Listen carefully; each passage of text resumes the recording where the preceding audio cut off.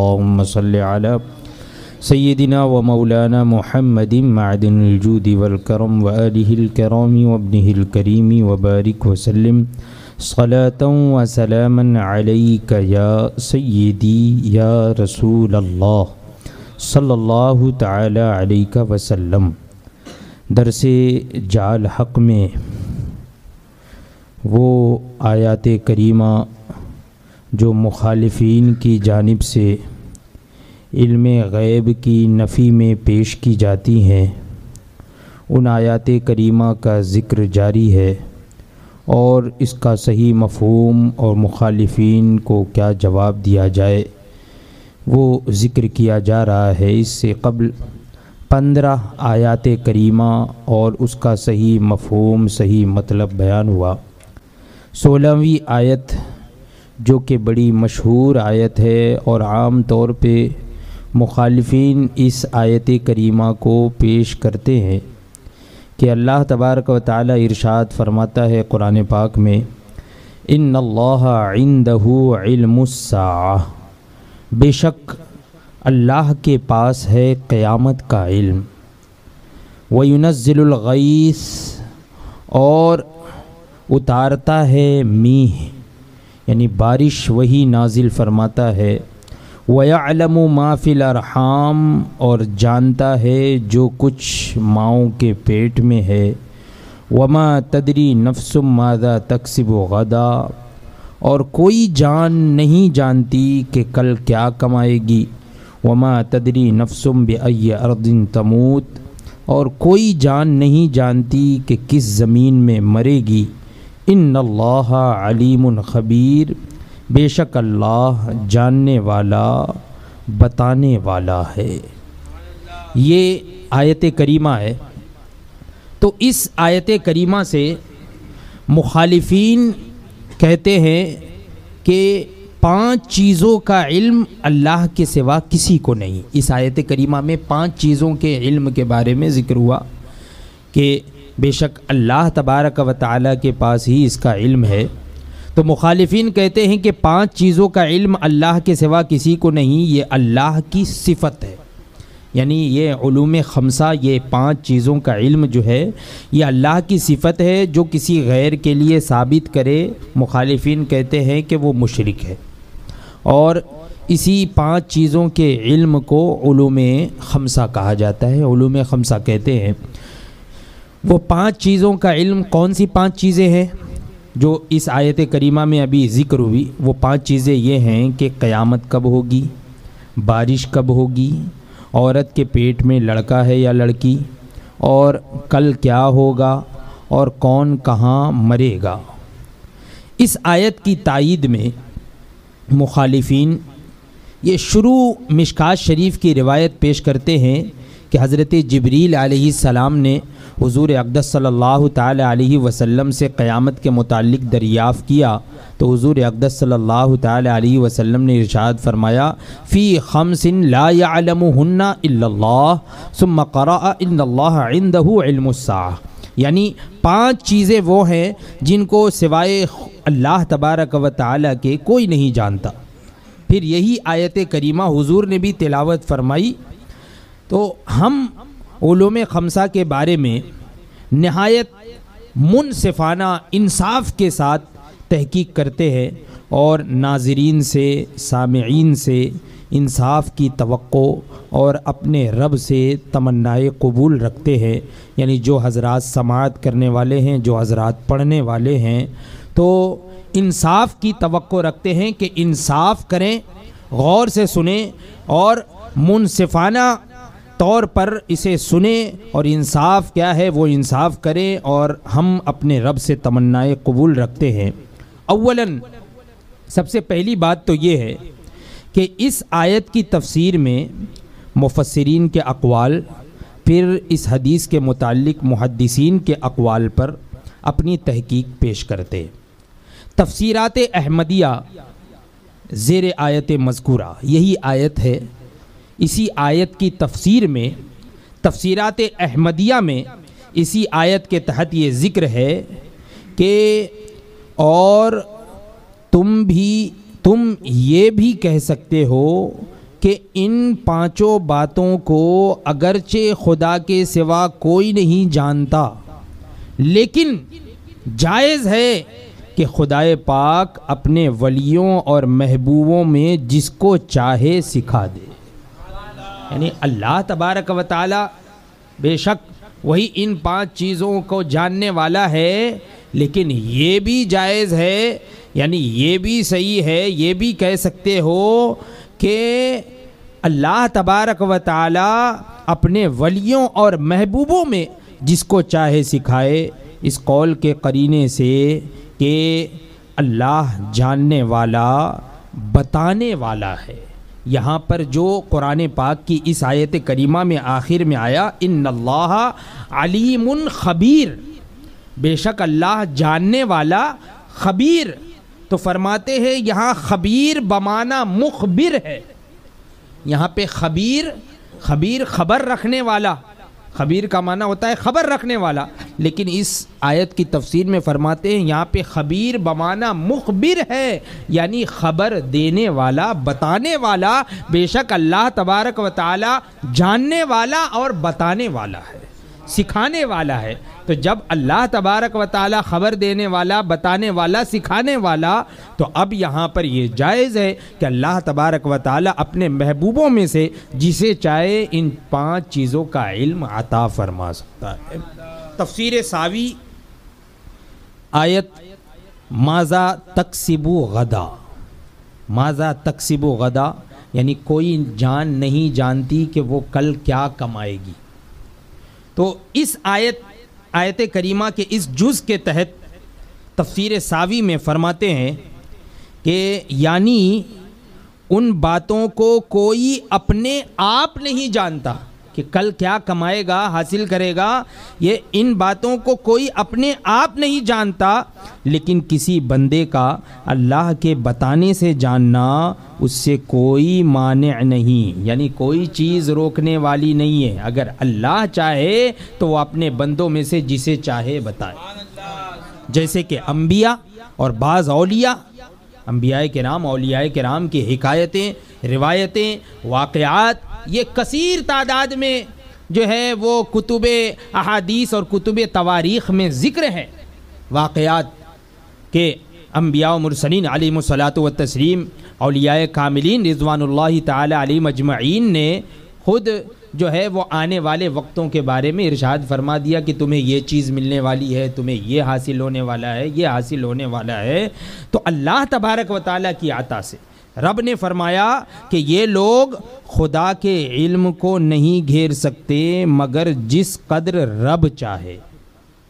یہ لوگ یعنی یہ جو محبوبان بارگاہ ہیں، یہ اللہ کے علم کو نہیں گھیر سکتے مگر جتنا رب چاہے، جس قدر رب چاہے۔ اور فرمایا، کیا فرمایا؟ ایک جگہ اور ارشاد فرمایا اللہ تبارک و تعالی نے فَلَا يُظْهِرُ عَلَى غَيْبِهِ أَحَدًا إِلَّا مَنِ ارْتَضَىٰ مِن رَّسُولٍ، کہ اپنے غیب کو کسی پر ظاہر نہیں فرماتا سوائے برگزیدہ رسولوں کے۔ تو اگر خدا تعالی اپنے بعض نیک بندوں کو بعض غیبوں پر مطلع فرما دے تو کوئی مانع نہیں، کوئی چیز روکنے والی نہیں ہے، کوئی منع کرنے والی نہیں ہے، مانع نہیں ہے۔ پس یہ علم نبی کا معجزہ اور ولی کی کرامت ہوگا، یعنی یہی علم، یہ علوم خمسہ، یہ اب نبی کا معجزہ ہو جائے گا یا ولی کی کرامت ہو جائے گی۔ اسی لیے علماء نے فرمایا ہے کہ حق یہ ہے کہ حضور اقدس صلی اللہ تعالی علیہ وسلم دنیا سے تشریف نہیں لے گئے یہاں تک کہ ان کو ان پانچوں باتوں پر رب نے مطلع فرما دیا، ان پانچوں باتوں کا علم عطا فرما دیا۔ تفسیر عرائس البیان میں زیر آیت، اسی آیت کا ایک جز ہے یعلم ما فی الارحام، اللہ ہی جانتا ہے جو ماں کے پیٹ میں ہے۔ ماں کے پیٹ میں کیا ہے اللہ جانتا ہے، کہ بچہ لڑکا ہے کہ لڑکی ہے۔ تو اسی آیت کے اس جز کے تحت تفسیر عرائس البیان میں ہے کہ ہم نے بعض اولیاء کو سنا کہ انہوں نے پیٹ کا بچہ لڑکی یا لڑکے کی خبر دی، اور ہم نے اپنی آنکھوں سے وہی دیکھا جس کی انہوں نے خبر دی تھی۔ یعنی اولیاء کرام نے جو بتایا تھا وہ سچ ثابت ہوا۔ آپ نے بھی بہت سے واقعات سنے ہوں گے اولیاء کرام کے کہ انہوں نے کہا کہ لڑکی ہوگی تو لڑکی پیدا ہوئی۔ تو اولیاء کرام کے واقعات تفسیر رائس البیان میں، تفسیر روح البیان میں اسی آیت کے ماتحت ہے۔ اور جو غیب کی خبریں انبیاء و اولیاء سے مروی ہیں، پس یہ اللہ کی تعلیم سے ہے، اللہ کے سکھانے سے ہے، اللہ کی عطا سے ہے، یا وحی یا الہام کے طریق سے، یعنی یا تو وحی کے طریقے سے یا تو الہام کے طریقے سے۔ اور اسی طرح بعض اولیاء نے بارش آنے کی خبر دی، اور بعض نے رحم کے بچہ لڑکے یا لڑکی کی خبر دی، تو وہی ہوا جو انہوں نے کہا تھا۔ تو اس سے کیا ثابت ہوا؟ اس سے یہ پتہ چلا کہ اللہ تبارک و تعالیٰ اپنے محبوبوں میں سے جسے چاہے ان 5 علوم خمسہ جو ہیں ان کا علم بھی عطا فرما دے۔ قیامت کے علم کی تحقیق ہم اس سے پہلے بھی کر چکے ہیں، قیامت کے بارے میں کہ حضور کو قیامت کا علم ہے کہ نہیں ہے، اس سے پہلے والی آیت میں تفصیل کے ساتھ اس کا ذکر ہوا اور پورا ایک لمبا بیان ہوا جو علوم خمسہ میں سے ہے۔ تو قیامت کا علم بھی علوم خمسہ میں سے۔ ان تفاسیر کی عبارتوں سے معلوم ہوا کہ رب تبارک و تعالیٰ نے علوم خمسہ اپنے حبیب علیہ السلام کو دیے، اور اس آیت میں خبیر بمعنی مخبر ہے۔ میں نے بھی بتایا اس آیت میں خبیر یعنی جاننے والا، تو خبیر یہ مخبر کے معنی میں ہے، یعنی خبر دینے والا، بتانے والا۔ اس کے متعلق اور بھی تفاسیر کی عبارتیں پیش کی جا سکتی ہیں، مگر اسی پر اختصار کرتا ہوں۔ اب رہی مشکات شریف شروع کتاب الایمان کی وہ حدیث کہ یہ 5 چیزیں کوئی نہیں جانتا، حضور نے خود ارشاد فرمایا کہ یہ 5 چیزیں کوئی نہیں جانتا سوائے اللہ کے۔ تو اس کی شرح ملاحظہ ہوں، امام قرطبی، امام عینی، امام قسطلانی شرح بخاری میں، اور ملا علی قاری مرقات شرح مشکات کتاب الایمان فصل اول میں اسی حدیث کے ماتحت فرماتے ہیں تو جو شخص ان 5 میں سے کسی چیز کے علم کا دعویٰ کرے، جو شخص ان 5 میں سے کسی چیز کے علم کا دعویٰ کرے حضور علیہ السلام کی طرف بغیر نسبت کیے ہوئے، وہ اپنے دعوے میں جھوٹا ہے۔ کیا مطلب؟ یعنی اس کی شرح میں خود شارعین اور محدثین نے فرمایا کہ یہ جو 5 چیزوں کا علم ہے یہ حضور کے واسطے سے ہی دوسروں کو ملے گا۔ یعنی کوئی خود اگر دعویٰ کرے ان 5 چیزوں کا تو وہ جھوٹا ہے بغیر حضور کی طرف نسبت کیے ہوئے۔ پتہ یہ چلا کہ حضور کو علوم خمسہ اللہ تبارک و تعالیٰ نے عطا فرمایا، اور حضور کے وسیلے سے اللہ تبارک و تعالیٰ دوسروں کو عطا فرماتا ہے۔ لمعات میں شیخ عبدالحق علیہ الرحمہ اسی حدیث کے ماتحت فرماتے ہیں المراد لا يعلم بدون تعلیم اللہ تعالی۔ یہاں پر مراد یہ ہے کہ ان 5 باتوں کو بغیر اللہ کے بتائے کوئی نہیں جانتا، یہ مطلب ہے، اللہ کے بتائے سے کوئی نہیں جانتا۔ اشعۃ اللمعات میں شیخ عبدالحق اسی حدیث کے شرح میں فرماتے ہیں کہ مراد یہ ہے کہ ان امور غیب کو بغیر اللہ کے بتائے ہوئے عقل کے اندازے سے کوئی نہیں جان سکتا، کیونکہ ان کو خدا کے سوا کوئی نہیں جانتا مگر وہ جس کو اللہ اپنی طرف سے بتا دے، وحی یا الہام کے ذریعے سے، وحی کے ذریعے سے یا الہام کے ذریعے سے۔ امام قسطلانی شرح بخاری کتاب التفسیر سورہ رعد میں فرماتے ہیں لا يعلم متى تقوم الساعہ الا اللہ، کہ کوئی نہیں جانتا کہ کب قیامت قائم ہوگی سوائے اللہ تبارک و تعالیٰ کے، اور وَإِلَّا مَنِ ارْتَضَىٰ مِن رسول، اور مگر یہ کہ اللہ تبارک و تعالیٰ اپنے رسولوں میں سے جسے چاہے جو ہے منتخب فرما لیتا ہے تو اسے غیب پر مطلع فرما دیتا ہے۔ تو فرماتے ہیں کہ کوئی نہیں جانتا کہ قیامت کب ہوگی سوائے اللہ کے اور پسندیدہ رسول کے، اور پسندیدہ رسول کے، کیونکہ رب تبارک و تعالیٰ اس کو اپنے غیب پر مطلع فرماتا ہے، اور ان کا تابع ولی ان سے وہ غیب لے لیتا ہے۔ یعنی ولی جو ہوتا ہے وہ نبی کا تابع ہوتا ہے، رسول کا تابع ہوتا ہے، تو اللہ تبارک و تعالی رسولوں میں سے جسے چاہتا ہے غیب پر مطلع فرما دیتا ہے، اور پھر ولی وہ اسی رسول کے تابع ہوتا ہے تو رسول کے تابع ہوتا ہے تو وہ غیب حاصل کر لیتا ہے، لے لیتا ہے۔ انجاح الحاجہ، حاشیہ ابن ماجہ، باب اشراط الساعہ، زیر حدیث خمس لا یعلمہن الا اللہ۔ یہ حدیث ہے کہ 5 چیزیں ہیں کہ جنہیں نہیں جانتا کوئی مگر اللہ۔ تو اسی حدیث کے تحت جو ہے حاشیے میں ہے کہ صدیق اکبر رضی اللہ تعالی عنہ نے اپنی بیوی بنت خارجہ کو خبر دی کہ وہ بیٹی سے حاملہ ہیں، یعنی جو حمل ہے وہ بیٹی کا ہے، بیٹی سے حاملہ ہے، لہٰذا صدیق اکبر رضی اللہ تعالی عنہ کی وفات کے بعد ام کلثوم بنت صدیق پیدا ہوئی، ہے نا۔ پس یہ فراست اور ظن ہے، اور اللہ تبارک و تعالی مومن کی فراست کو سچا کر دیتا ہے، تو یہ بھی تو سچ ہوا نا، حق ہوا۔ تو حضرت صدیق اکبر نے پہلے ہی فرما دیا کہ کیا ہے، لڑکا ہے یا لڑکی ہے۔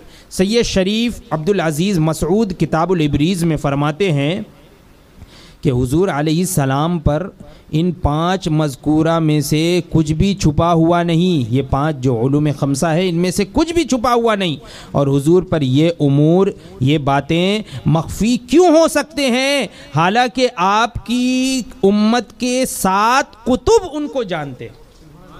حضور کی بات تو بہت اعلیٰ ہے، اس امت کے 7 قطب ان کو جانتے ہیں، پس غوث کا کیا پوچھنا، جب 7 قطب ان کو جانتے ہیں تو غوث کا کیا پوچھنا، اور پھر سید الانبیاء صلی اللہ تعالی علیہ وسلم کا کیا کہنا، جو ہر چیز کے سبب ہیں اور جن سے ہر چیز ہے، انہی سے تو ہر چیز ہے نا، وہی تو ہر چیز کی جان ہے۔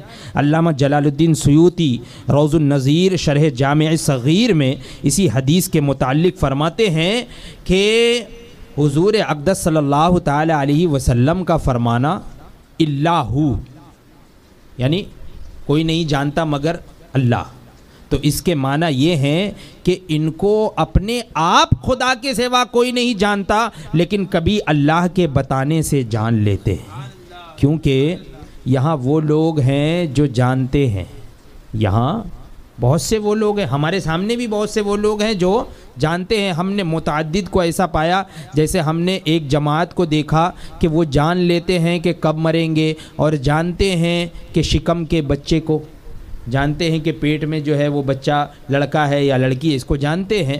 تو اب اس کا مطلب یہ ہوا کہ اللہ تبارک و تعالیٰ کے بتائے بغیر کوئی نہیں جانتا، اللہ کے بتانے سے جانتا ہے۔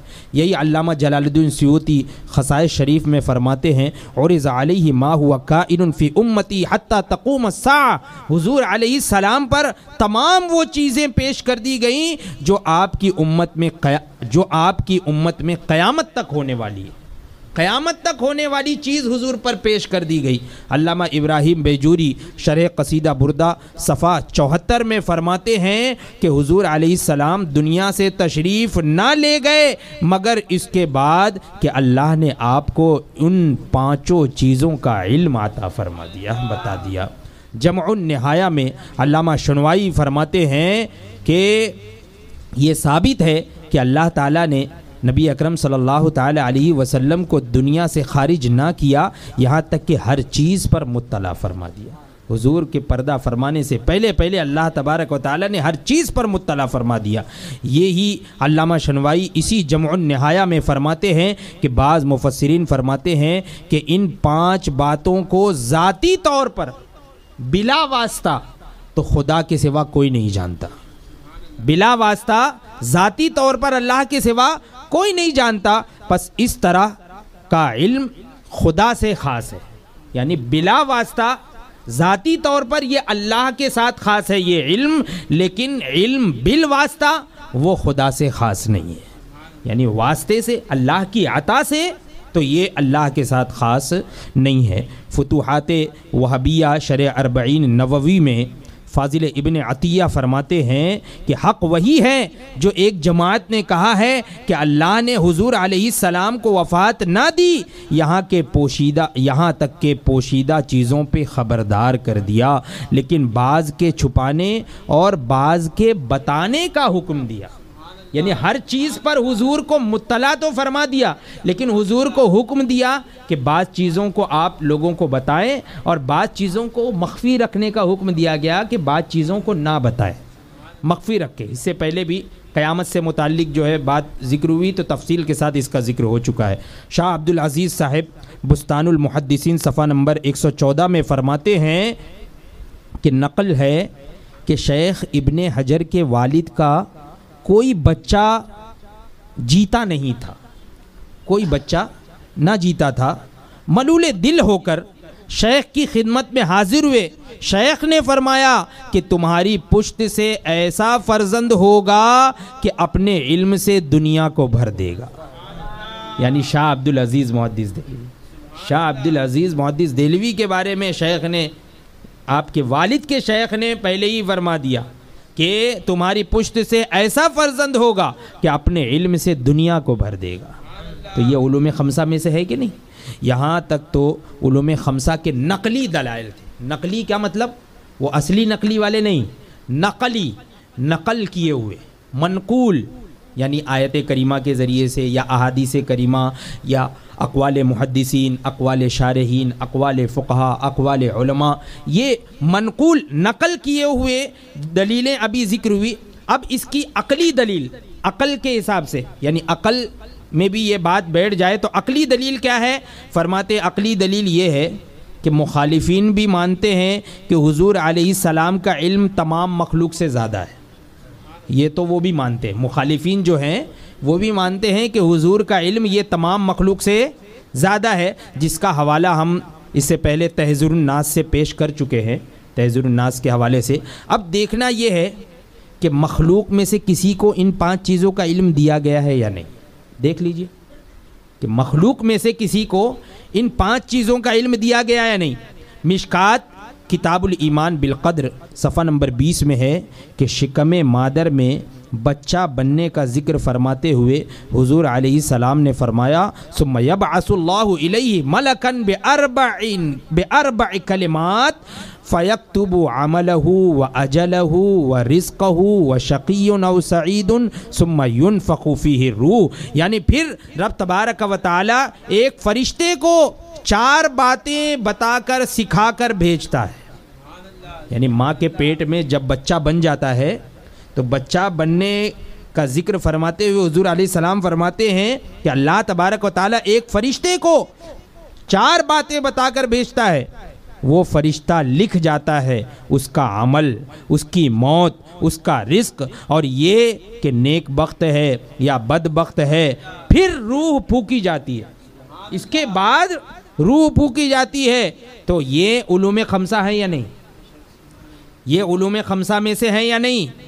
ہاں، وہ فرشتہ جو لکھتا ہے کہ اس کا عمل، یعنی وہ کیا کیا کرے گا، یہ بھی علوم خمسہ میں سے ہے۔ ماذا تکسب غدا، کل کیا کمائے گا، کیا کرے گا، ہے نا؟ تو وہ فرشتہ اس کا عمل لکھتا ہے، اس کی موت لکھتا ہے کہ کب مرے گا، کیسے مرے گا، اس کا رزق لکھتا ہے، اور یہ کہ وہ نیک بخت ہے یا بد بخت ہے۔ پھر اس کے بعد روح پھونکی جاتی ہے۔ تو یہ علوم خمسہ ہیں، اور تمام موجودہ اور گزشتہ لوگوں کی یہ 5 باتیں وہ فرشتہ کاتب تقدیر جانتا ہے، جو لکھتا ہے کسی بچے کے بارے میں۔ جب وہ فرشتہ اللہ کے حکم سے لکھتا ہے تو اس کا مطلب وہ فرشتہ جانتا ہے نا، تبھی تو لکھتا ہے۔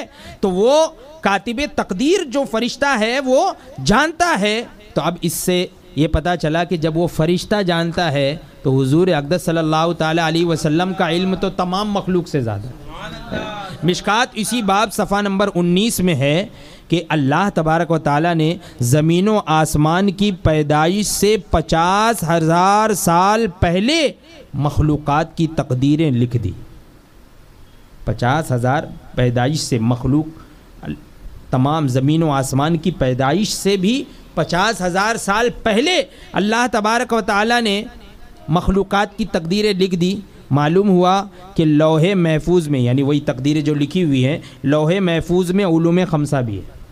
لوح محفوظ میں علوم خمسہ ہیں، تو وہ ملائکہ جو لوح محفوظ پر مقرر ہیں، اسی طرح انبیاء اور اولیاء جن کی نظر لوح محفوظ پر رہتی ہے، ان کو یہ علوم خمسہ حاصل ہوئے کہ نہیں؟ حاصل ہوئے نا۔ یہ عقلی دلیل۔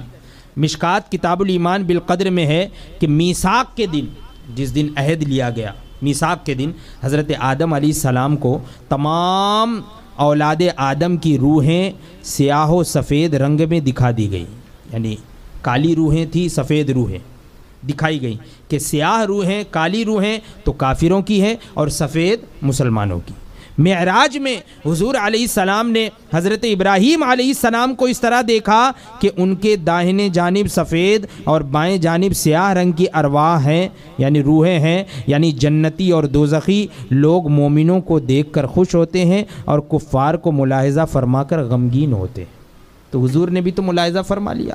اسی مشکات کتاب الایمان بالقدر میں ہے کہ ایک دن حضور علیہ السلام اپنے دونوں ہاتھوں میں 2 کتابیں لیے ہوئے مجمع صحابہ میں تشریف لائے، صحابہ کے مجمع میں 2 کتابیں لیے ہوئے تشریف لائے، اور دائنے ہاتھ کی کتاب کے بارے میں فرمایا کہ اس میں عام یعنی تمام جنتی لوگوں کے نام مع ان کے قبیلے کے ناموں کے ہیں، تمام جنتیوں کے نام ہے نا، اور دوسری کتاب میں تمام دوزخیوں کے نام مع ان کے قبائل کے ہیں، اور آخر میں ان ناموں کا ٹوٹل بھی لگا دیا گیا ہے کہ کل کتنے ہیں، ٹوٹل بھی حضور نے فرمایا۔ 2 کتابیں لے کر حضور مجمع صحابہ میں آئے۔ تو اس حدیث کی شرح میں ملا علی قاری نے مرقات میں فرمایا کہ اشارے سے یہی ظاہر ہو رہا ہے کہ وہ کتابیں دیکھنے میں آ رہی تھیں، یعنی حضور نے اشارہ فرمایا نا کہ یہ دونوں کتابیں جو میرے ہاتھ میں ہیں تو اس میں یعنی داہنی جانب اشارہ فرمایا کہ اس میں تمام جنتیوں کے نام ہیں، اور بائیں جانب اشارہ فرمایا کہ اس میں تمام جہنمیوں کے نام ہیں، اور آخر میں سب کا ٹوٹل بھی ہے کہ پورے کتنے ہیں۔ تو ملا علی قاری جو ہے اس کی شرح میں فرماتے ہیں کہ اشارہ جو حضور فرما رہے اشارہ کہ یہ اس کتاب میں یا اس میں، اس سے تو یہی ظاہر ہو رہا ہے کہ وہ کتابیں دیکھنے میں آ رہی تھی، محسوس ہو رہی تھی۔ اسی مشکات باب عذاب القبر میں ہے کہ جب مردہ نکیرین کے امتحان میں کامیاب یا ناکام ہوتا ہے تو نکیرین کہتے ہیں قد كنا نعلم انک تقول ھذا، یعنی ہم تو پہلے ہی سے جانتے تھے کہ تو یہی کہے گا۔